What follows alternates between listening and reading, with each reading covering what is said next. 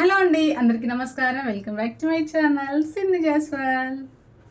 ఎలా ఉన్నారు? అందరు బాగున్నారా? మేమైతే చాలా బాగున్నాము. మీరు అందరు బాగుండాలని మనస్ఫూర్తిగా కోరుకుంటున్నాను. ఏంటి కిచెన్లో ఉండి మాట్లాడుతుంది ఏంటి అనుకుంటున్నారా?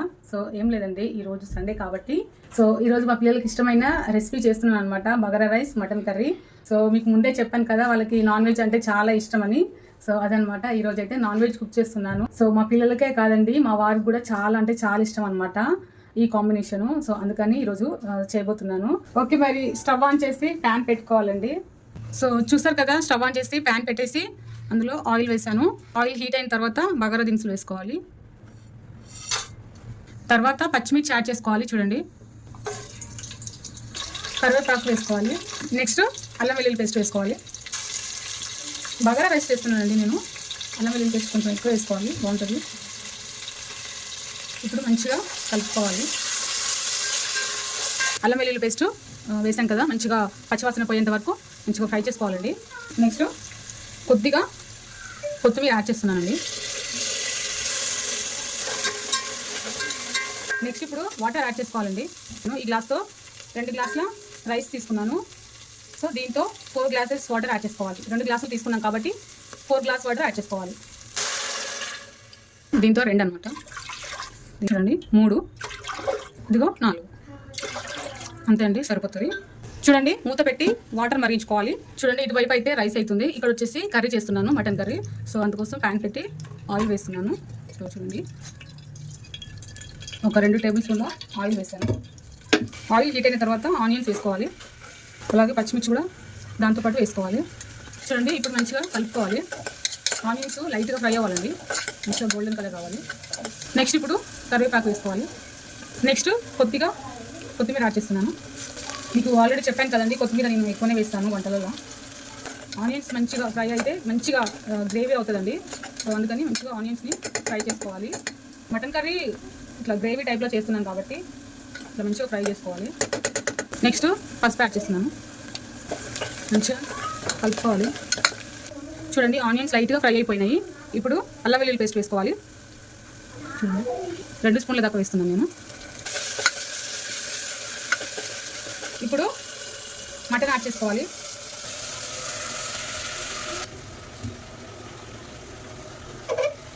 ఇప్పుడు మంచిగా కలుపుకోవాలండి. మటన్ యాడ్ చేసుకున్నాం కదా, ఇప్పుడు సాల్ట్ వేసి మంచిగా మటన్ని ఉడికించుకోవాలి. ఇప్పుడు మంచిగా కలుపుకోవాలి. చూసారా, మంచిగా కలిపిన తర్వాత మూత పెట్టి మటన్ ఉడికించుకోవాలి. చూడండి, వాటర్ మరిగాయి. నెక్స్ట్ ఇప్పుడు రైస్ యాడ్ చేసుకోవాలి.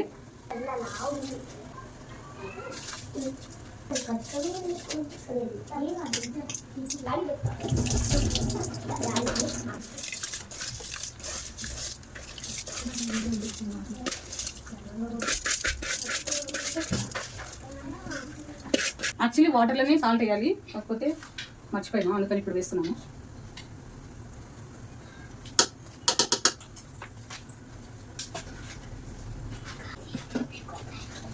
ఇప్పుడు మంచిగా రైస్ వేసాం కదా, మంచిగా కలపాలి. ఇప్పుడు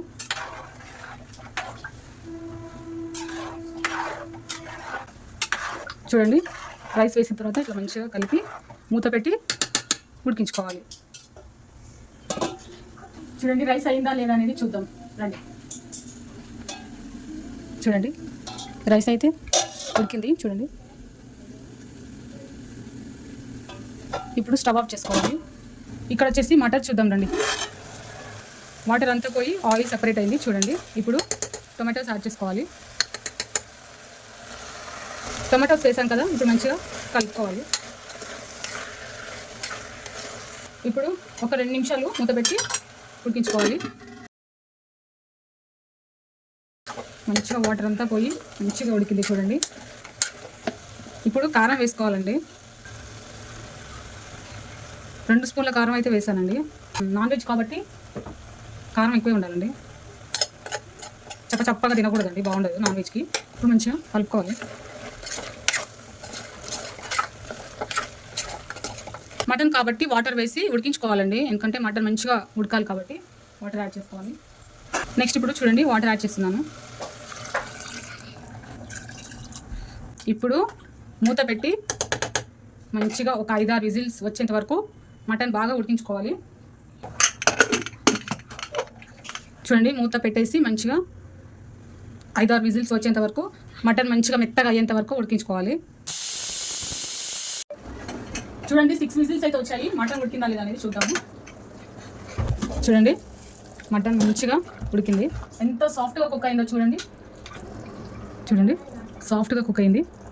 నెక్స్ట్ ఇప్పుడు వచ్చేసి మటన్ మసాలా, గరం మసాలా యాడ్ చేసుకోవాలి. నెక్స్ట్ కొత్తిమీర యాడ్ చేసుకోవాలి. లాస్ట్లో కొత్తిమీర వేసుకుంటే టేస్ట్ చాలా బాగుంటుంది. ఇప్పుడు కలుపుకోవాలి. చూడండి ఎంత మంచిగా వచ్చింది చూడండి గ్రేవీ. చూడండి చూడండి ఇట్లా రావాలండి మటన్ కర్రీ. మంచిగా గ్రేవీ వస్తేనే చాలా బాగుంటుంది అనమాట. మసాలాలు వేసుకున్నాం కదండి. ఇప్పుడు 1 నిమిషం పాటు ఉడికించుకోవాలి. చూడండి కొత్తిమీర వేసి 1 నిమిషం పాటు ఉడికించుకున్నాం కదా. చూడండి మంచిగా ఉడికింది చూడండి. నెక్స్ట్ ఇప్పుడు స్టవ్ కట్టేయాలండి. అంతే అండి. వంట చేయడం అయితే అయిపోయిందండి. ఇప్పుడు పిల్లలకు పెడుతున్నాను. చూడండి మా పండుగకి నల్లిబొక్క అంటే ఇష్టం అండి. తింపండి.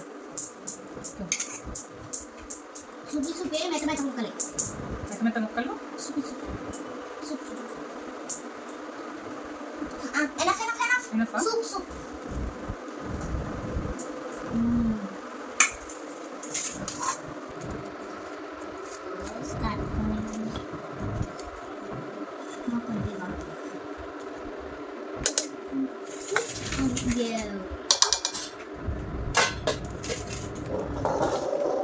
తిను.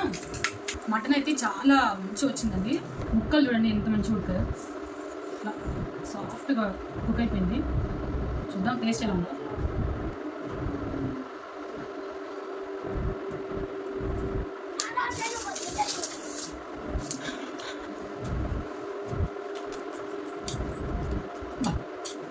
ఏం టేస్ట్ అసలు సూపర్ ఉందండి. చాలా బాగుంది.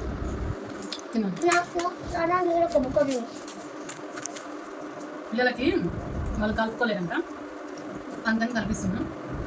నాన్ వెజ్ చేసినప్పుడు వాళ్ళే తింటారు. ఆకుకూరలు చేసినప్పుడేమో నేను తినిపిస్తాను. అట్లా ఉంటుంది మా పిల్లలతో.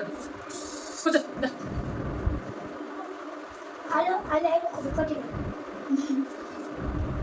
ఆ ప్లేట్లో ఒక బుక్క తిన్నారు కదా, ఇంట్లో కూడా ఒక బుక్క తినాలంట. ఒక బుక్క తక్కువ అయిపోతుంది.